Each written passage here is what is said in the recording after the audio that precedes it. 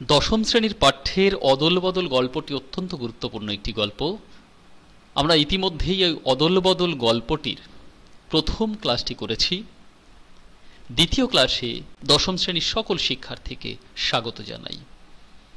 দ্বিতীয় ক্লাসে ইসাব বলল তোর কি হবে এখান থেকে শুরু করে এই আওয়াজে মুখরিত হয়ে উঠল এই অবধি আমরা দেখে নেব। ইতিমধ্যেই প্রথম পাঠের ক্লাস তোমরা যারা দেখেছ বা যারা দেখনি তাদের উদ্দেশ্যে বলি আরেকটি বার দেখে নিও, কারণ প্রথম অংশটি সম্পর্কে সামগ্রিক ধারণা থাকলে দ্বিতীয় অংশটি সম্পর্কে বোধগম্যতা স্পষ্ট হবে। আমি বলেছিলাম 3টে ক্লাসে সম্পন্ন করব এই গল্পটি। ইতিমধ্যেই একটি ক্লাস করেছি, দ্বিতীয় ক্লাস এটি। ডেসক্রিপশন বক্সে প্রথম ক্লাসের লিঙ্ক দেওয়া আছে, দেখে নিও। তৃতীয় ক্লাসে অবশ্যই আমরা এই গল্পের যে রূপকার্থক দিকটি রয়েছে, আসলে কোন পোশাক বদলের কথা বলতে চাইছেন সেটা সম্পর্কে বিস্তৃতভাবে আলোচনা করব। তবে আজ দ্বিতীয় পাঠে আমরা ইসাব বলল তোর কি হবে থেকে শুরু করে এই আওয়াজে মুখরিত হয়ে উঠল এই পর্যন্ত দেখে নিই। আমরা দেখেছিলাম প্রথম ক্লাসে কি দেখেছিলাম, ইসাব অমৃত একই পোশাক পরে মাঠে গেল, কিন্তু ঘটনাক্রমে ইসাবের জামার খানিকটা অংশ 6 ইঞ্চি পরিমাণ ছিঁড়ে গেছে।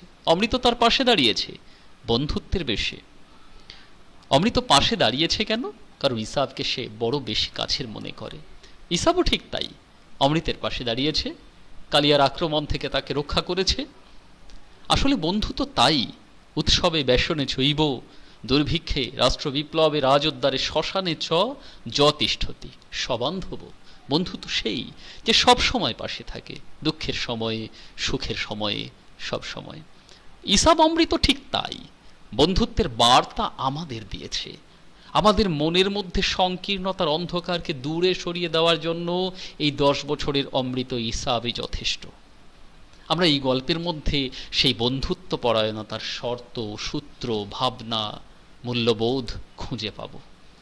এখানে কি হলো, যখন দেখলো ইসাবের জামা খানিকটা ছিঁড়ে গেছে, তখন অমৃত তাকে নিয়ে গিয়ে নিজের জামাটি দিয়ে দিয়েছে। কারণ ও জানে, কি জানে, যে ইসাব যদি ছেঁড়া জামা নিয়ে বাড়ি যায় তাহলে হয়তো ইসাবকে তার বাবার কঠিন হাতের মার খেতে হবে, আর তা হতে দিতে পারে না একজন বন্ধু পাশে দাঁড়িয়ে। কঠোর অনুশাসন ইসাবের জীবনে, বাবার কঠিন হাত, সেই জায়গা থেকে মুক্তির জন্য, রক্ষার জন্য অমৃত তার পাশে দাঁড়িয়েছে। অমৃত তখন বলল শিগগিরই কর, নয়তো কেউ দেখে ফেলবে, আমি তোরটা পরবো। ইসাব জামা খুলতে লাগলো, যদিও অমৃত কি করতে চাইছে বুঝতে পারছিল না। বলল জামা অদল বদল, কিন্তু তাদের সুবিধাটা কি হবে? তোকে তো তোর বাবা পিটবে। ইসাব জানতে চাইছে, বলছে যে অমৃতর বাবা, সেও তো ওকে পিটবে, তাহলে কি হবে? দেখো লক্ষ্য করে, এই দুজনেই কিন্তু দুজনের দুঃখের সময় পাশে দাঁড়ানোর একটা দৃঢ় প্রতিজ্ঞা নিয়ে যেন বন্ধুত্বের সম্পর্ক সূত্রকে আঁকড়ে ধরে রাখার চেষ্টা করছে। তাকেই তো বন্ধুত্ব বলা যায়। তখন কি হলো, অমৃত বলে নিশ্চয়ই ঠ্যাঙাবে, কিন্তু আমাকে বাঁচানোর জন্য তো আমার মা আছে। মা, স্নেহের আঁচল। মাথার উপরে থাকার অর্থ হলো বাবার কঠিন হাতের মার থেকে রক্ষা পাওয়া। শিশুকালে অনেকবার সবার জীবনেই ঘটেছে, তোমাদেরও হয়তো ঘটেছে, প্রত্যেকের, আমার তো ঘটেছেই। সুতরাং এই জায়গা থেকে সত্যতাকে লুকিয়ে রাখার কোনো অর্থই হয় না। তাই তোমাদের, আমার যেমনভাবে এই ঘটনা ঘটেছে, অমৃত ইসাবের জীবনেও ঠিক তাই। অমৃত দেখেছে, কি দেখেছে, যে যখন ওর বাবা ওকে পিটোতে যায় তখন ওর মা ওকে রক্ষা করে, মায়ের পিছনে গিয়ে লুকোয়, কিন্তু তাতে খানিকটা হলে চড়থাপ্পড় কম খেতে হয়। আর ঠিক উল্টোটা ইসাবের ক্ষেত্রে, যখন ইসাবের বাবা ইসাবকে পেটোতে যায় তখন ওর লুকোনোর মতো কোনো জায়গা নেই। এই ব্যথা অনুভব করেছিল অমৃত। বন্ধুত্ব তো তাকেই বলে যে বন্ধুত্বে সকল দুঃখ অনুভূতির সঙ্গে গ্রহণ করা যায়। অমৃত সেই রকম একটি বন্ধুত্বের নমুনা হিসেবে আমাদের সামনে প্রস্ফুটিত হলো। সুতরাং অমৃত চরিত্রটি শুধুমাত্র অমৃত চরিত্র নয়, সে যেন আমাদের মনের মধ্যে অমৃতের সন্ধান দিল, যে অমৃত পান করে আমরাও বন্ধুত্বকে সুনিশ্চিত করতে পারি, দীর্ঘস্থায়ী করে রাখতে পারি। এরপর কি হলো, ইসাব তবু ইতস্তত করছিল। এমন সময় সে খুব কাছে কাউকে কাশতে শুনলো, তক্ষুনি ওরা ঝটপট জামা অদল বদল করে গলি থেকে বেরিয়ে ধীরে সুস্থে নিঃশব্দে যে যার বাড়ির দিকে চলল। নিঃশব্দে কেন? যাতে কেউ যেন বুঝতে না পারে তারা কি কাণ্ডটি করেছে। সুতরাং এই জায়গা থেকে আমরা কিন্তু বন্ধুত্ব পরায়ণতার একটা স্পষ্ট দৃপ্ত নিদর্শনকে দেখতে পেলাম, যা আজকের সমাজ ব্যবস্থায় বড় বিরল। সাহিত্য তো সমাজের দর্পণ, প্রতিচ্ছবি হয়ে আমাদের সামনে দেখা দেয়। Literature is the shadow of civilisation যদি হয়, তাহলে গল্পকার কেন এমন ধরনের দৃশ্য আমাদের সামনে তুলে ধরেন? উদ্দেশ্য এক, সমাজকে পরিবর্তন করা তার সাহিত্যের মাধ্যমে, তার লেখনী শক্তির দৃঢ়তার মধ্য দিয়ে চাইছেন আমাদের ভাবনার বদল ঘটানোর। আমি সামগ্রিকভাবে তৃতীয় ক্লাসে গিয়ে এগুলো আলোচনা করব। তারপর কি হলো? ভয়ে অমৃতের বুক ঢিপ ঢিপ করছিল, কিন্তু ওর কপাল ভালো, দিনটা ছিল হোলির, তাই ধস্তাধস্তিতে ছিঁড়েও যেতে পারে। মা তখন কি করলেন? ভুরু কুচকে মাফ করে দিলেন, আর কি করলেন? একটা ছুঁচ সুতো নিয়ে বসে ছেঁড়া জামাটা রিপু করে দিলেন। যাক, অমৃতের এখন নিশ্চিত হবার পথ খোলা, কারণ তার আর মার খেতে হয়নি, আর ইসাবকে তো খেতেই হয়নি। সুতরাং দুই বন্ধুই সেদিনের মতন রক্ষা পেল। এরপর কি হলো?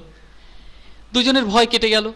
ওরা আবার হাত ধরাধরি করে গ্রামে হোলির সময়কার যে বাজি আর বুড়ি পোড়ানোর ঘটনা রয়েছে সেগুলো দেখতে বেরোলো। তোমরা নিশ্চয়ই বাজি, বুড়ি পোড়ানো এইগুলোর ঘটনা সবাই জানো। একটা ছেলে ওদের জামা বদল দেখেছিল, ওদের আনন্দ মাটি করবার জন্য তখন ও চিৎকার করে বলল, তোরা অদল বদল করেছিস? এরকম বদমাইশের অভাব থাকে না সমাজে, পিছনে লেগেই থাকে, তাই না? বন্ধুত্বকে কোনো রকম ভাবেই সুন্দর চোখে দেখা যাবে না, সেই বন্ধুত্বে ফাটল ধরাতে হবে যেন তেন প্রকারেণ। তাই তারা বলতে চাইল। সে কথা শুনে অন্য সবাই চিৎকার করতে লাগলো। এই ঘটনাটা দেখে বা শুনে ওরা দুজনে সেখান থেকে সরে পড়তে চাইল। ছেলের দল ওদের পিছনে তাড়া করলো, অদল বদল বলে চিৎকার করতে করতে। বাবারা যদি চিনে ফেলে সেই জন্য ওরা বাড়ির দিকে ছুটে ফেলালো। ওদের সে সময়ের মতন আনন্দ মাটি হলো, একেবারে মাটি। ইসাবের বাবা বাড়ির সামনে বসেছিল, দাওয়ায় খাটিয়ায় হুঁকো খাচ্ছিলেন বসে বসে। তিনি ওদের কাছে ডাকলেন, ডেকে কি বললেন? তোমরা বন্ধুদের কাছ থেকে পালিয়ে আসছো কেন? আমার কাছে এসো, বসো। ওর শান্ত গলা শুনে ওদের ভারী চিন্তা হলো। ভাবলো, যা ভেবেছিলাম তাই হলো। উনি আসল ঘটনাটা জানেন, শুধু ভালোবাসার ভান করছেন। ইসাব অমৃত দুজনেই ভাবলো। তবুও বাবার কঠিন সুর ওদের খানিকটা হলে চমকিত করলো। ইসাবের বাবা পাঠান, উনি 10 বছরের অমৃতকে জড়িয়ে ধরলেন, চেঁচিয়ে বললেন, বাহালি বৌদি, আজ থেকে আপনার ছেলে আমার। এ কথা বলতে শুরু করলেন। এবার বাহালি বৌদিকে ডেকে চিৎকার করে তিনি বলছেন যে আজ থেকে আপনার ছেলে আমার। বাহালি বৌদি উত্তরে বললেন যে হাসান ভাই, একটা ছেলেকে মানুষ করতেই আপনি হিমশিম খাচ্ছেন, ব্যস্ত হয়ে উঠছেন, দুজনকে সামলাবেন কি করে? আবেগ ভরা গলায় হাসান তখন বললেন, হাসান অর্থাৎ ইসাবের বাবা, বাহালি বৌদি, অমৃতের মতন ছেলে পেলে আমি 21 জনকেও পালন করতে রাজি আছি। আসলে অসংখ্য জনের কথা বোঝালেন। কেন বললেন কথাখানি? আসলে উনি দেখেছেন অমৃতের মনের মধ্যে বয়ে চলা অমৃতকে, অমৃতের মনের কোণে বয়ে চলা অমৃতের সন্ধান। তাই তিনি বাহালি বৌদিকে ডেকে বললেন, পাশাপাশি তিনি সেদিনের ঘটনা সবার উদ্দেশ্যে জানিয়ে দিলেন। পাড়াপড়শি, মায়ের দল সবাই সেই গল্প শোনার জন্য ভিড় করে দাঁড়ালো। কি গল্প? বন্ধুত্ব পরায়ণতার গল্প। আজকের দিনে বড় যার অভাব, যে বন্ধুত্বের কোণে বারে বারে মেঘ জমে, ফাটল ধরে, সেই বন্ধুত্বের গল্প বাহালি বৌদি এবং তার আশেপাশের সকলকে শোনালেন ইসাবের বাবা পাঠান। উনি অল্প কথায় ছেলেদের জামা বদলের গল্পটা বললেন। আরো বললেন, ইসাব অমৃতকে জিজ্ঞাসা করেছিল, তোর বাবা যদি তোকে মারে তো কি হবে? অমৃত তখন জবাব দিয়েছিল, কি দিয়েছিল জানেন? বলেছিল, আমার তো মা রয়েছে। সজল চোখে পাঠান বললেন, কি খাঁটি কথা! অমৃতের জবাব আমাকে বদলে দিয়েছে, ও আমাকে শিখিয়েছে খাঁটি জিনিস কাকে বলে। ও বুঝিয়েছে। কে বুঝিয়েছে? অমৃত। কাকে বুঝিয়েছে? পাঠান অনুভব করেছেন, ইসাবের বাবা অনুভব করেছেন যে বন্ধুত্ব কাকে বলে। এই বন্ধুত্বের অমৃতের সন্ধান যেমন ভাবে পাঠান এখান থেকে অনুভব করলেন, ইসাবের বাবা এখান থেকে অনুভব করলেন আমরা সংকীর্ণতার অন্ধকারে ডুবতে থাকা মানুষগুলো আমরাও এখান থেকে এই অমৃতের ভাণ্ডার তাকে অনুভব করতে পারি। অমৃত ইসাব পরস্পরের প্রতি ভালোবাসার গল্প, এই কথা শুনে সবার বুক ভরে গেল আনন্দের সঙ্গে। তারাও কিন্তু অমৃত ইসাবের দিকে চেয়ে রইলেন যে 10 বছর বয়স্ক দুই সন্তানের মধ্যে যে ভালোবাসার গল্প, যে বন্ধুত্বের প্রীতি, তা সত্যি অভাবনীয়, শ্রদ্ধা করবার মতন। ইতিমধ্যে ছেলের দল বাজি আর বুড়ির বাড়ি পোড়ানো দেখে ফিরছিল। তারা অমৃতকে ঘিরে বলতে লাগলো, অমৃত ইসাব অদল বদল ভাই, অদল বদল। তারা আর অপ্রস্তুত নয়, কারণ ইতিমধ্যেই তারা খানিকটা হলেও স্বস্তি ফিরে পেয়েছে, বরঞ্চ তাদের ভালোই লাগলো এটা শুনে। অদল বদলের গল্প গ্রামের বাড়ি বাড়ি ঘুরে গ্রাম প্রধানের কানে পৌঁছে গেল। উনি ঘোষণা করলেন, আজ থেকে আমরা অমৃতকে অদল আর ইসাবকে বদল বলে ডাকব। সিদ্ধান্ত নেওয়া হলো। গ্রাম প্রধান বলে দিলেন অমৃত হবে অদল আর ইসাব হবে বদল। ছেলেরা খুব খুশি।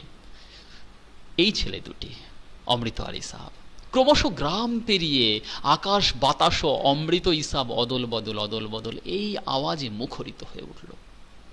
সত্যি এমন ঘটনা মুখরিত করে আকাশ বাতাসকে।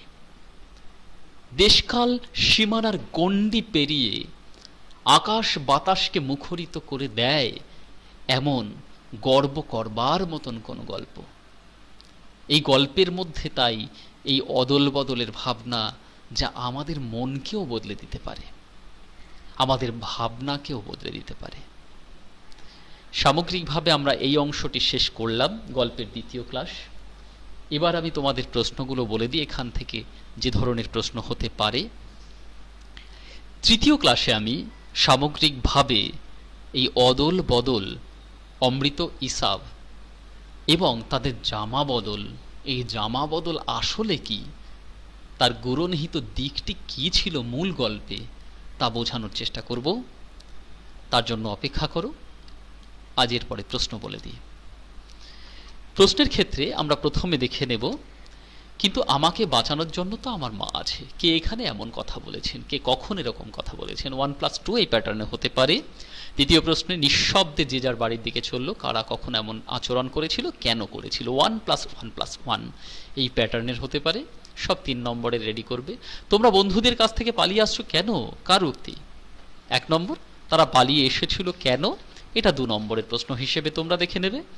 4 নম্বরের এই প্রশ্নটি প্রশ্নের ক্রম হিসেবে 4-এ আমরা দেখতে পাচ্ছি, উনি 10 বছরের অমৃতকে জড়িয়ে ধরলেন, কে কেন এমন আচরণ করেছিলেন, কেমন। এটাও যথেষ্ট গুরুত্বপূর্ণ একটি প্রশ্ন। 5ম প্রশ্ন, আবেগ ভরা গলায় হাসান বললেন, তিনি কি বলেছিলেন, এটাও যথেষ্ট গুরুত্বপূর্ণ প্রশ্ন।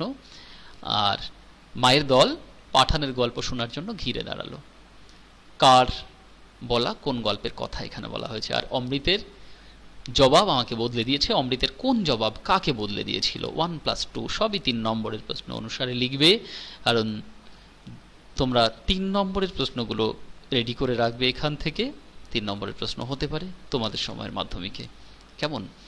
আর 5 নম্বরের জন্য যদি প্রয়োজন হয় আমি নিশ্চয়ই পরবর্তী সময় কোনো ক্লাসে বলে দেব। ঠিক আছে, আপাতত এতটাই। প্রশ্নগুলোর উত্তর লিখে অনুশীলন করবার চেষ্টা করো। সকলকে ধন্যবাদ।